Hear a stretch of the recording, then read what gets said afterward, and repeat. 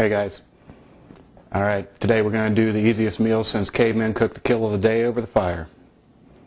And then after that, we're going to do the basics of working on a heavy bag. Okay, we're going to have these kinds of shots, these weirdo, out of nowhere shots that you have in independent films. All of a sudden you have this extreme close-up for no reason. Maybe an up-the-nose shot.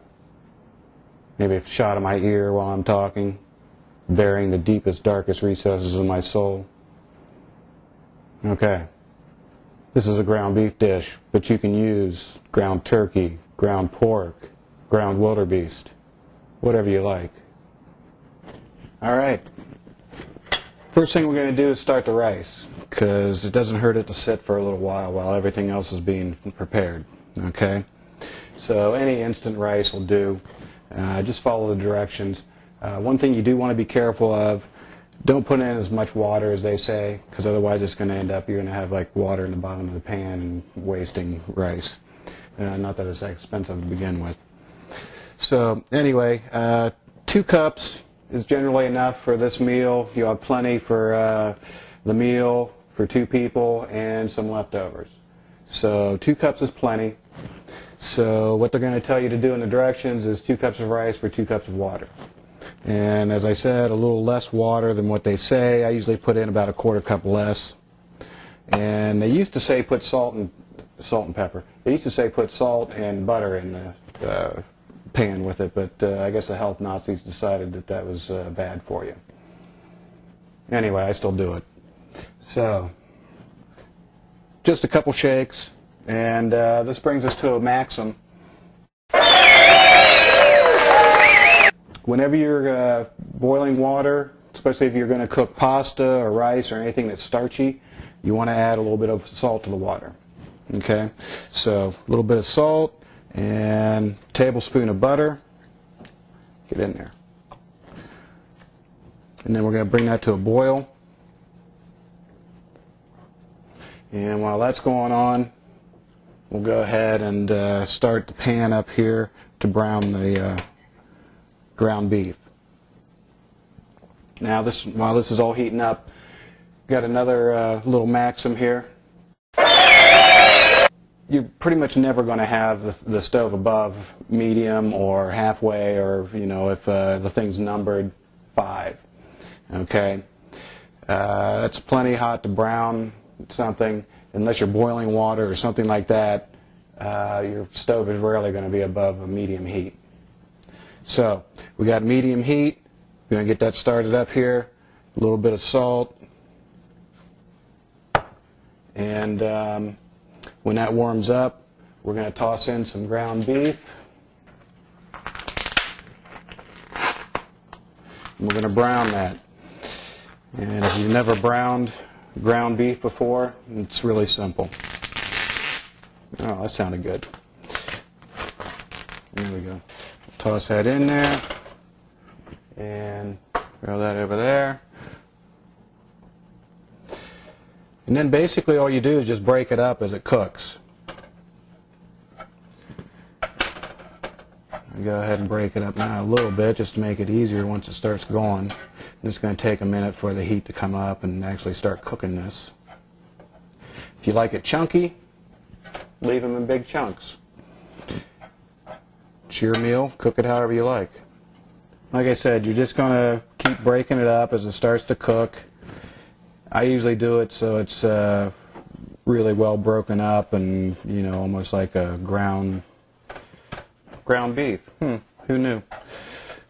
So as this starts to cook, it's real simple. In fact, can we get a chef cam on this? Okay, there's our chef cam.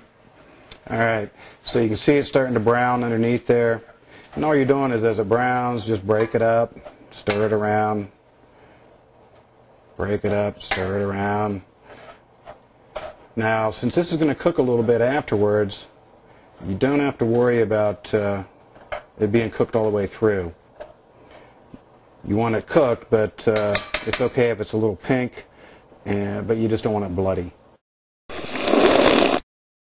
Sorry about that little inconvenience there, but hey, I don't have a studio with half a dozen cameras and a teleprompter and a director and a stage manager and a PA that's going to give me a blowjob after the show. I don't have all that, god damn it. But maybe someday. Okay, so that's going. This is boiling now. So basically we're just going to take it off the heat. Pour in your 2 cups of rice. And give it a good stir, that way the butter gets moved around in there. And it also keeps the rice from getting real clumpy and that kind of thing. So just stir it up.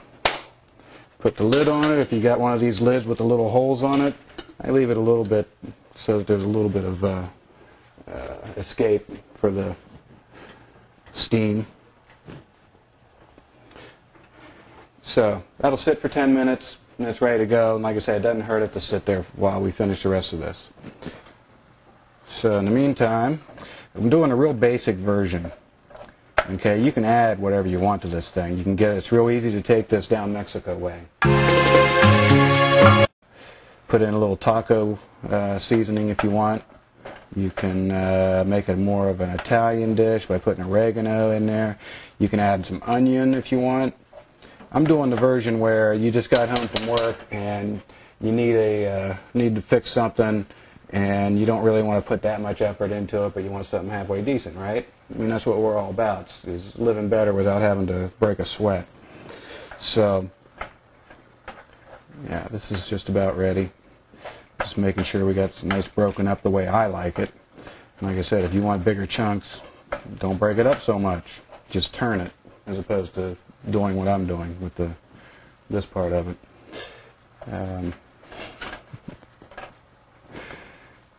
Okay, so that's pretty much ready. Let me turn the heat down while we have to play with it a little bit. So what you're going to do next is you're going to take and push all the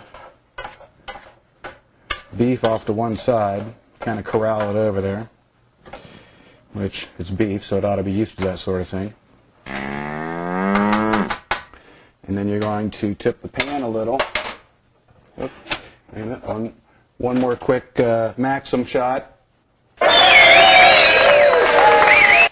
Keep some empty cans under the sink.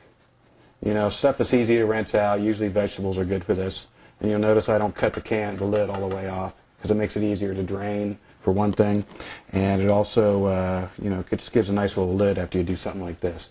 But if you rinse them out, toss it under the sink, you'll have it to put grease in, because you don't want to put grease down the sink unless you happen to like plumbers. So